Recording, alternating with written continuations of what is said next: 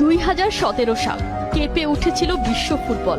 সব হিসেব নিকেশ শিখেই তুলে উলট পালট হয়ে গিয়েছিল পুরনো সব রেকর্ড। 222 মিলিয়ন ইউরো, টাকার হিসেবে 2118 কোটি 53,442 টাকা। বার্সা টু পিএসজি, নেইমারের এই জার্নি নাম লিখিয়েছিল ইতিহাসের পাতায়। চাইল্ডহুড ড্রিমকে সত্যি করতে রিয়ালের লোভনীয় অফার ছেড়ে নেইমার বেছে নিয়েছিলেন বার্সেলোনাকে। মেসি সুয়ারেজের সাথে যুক্ত হয়ে গড়ে তুলেছিলেন শক্তিশালী ট্রায়ো এমএসএন। ব্রাজিলিয়ান সুপারস্টারের সুযোগ ছিল এই ট্রায়োকে আরও অপ্রতিরোধ্য করার, অথচ কিনা ছাড়লেন ক্লাব। তাহলে কি ক্যারিয়ার নয়, বরং টাকার লোভ?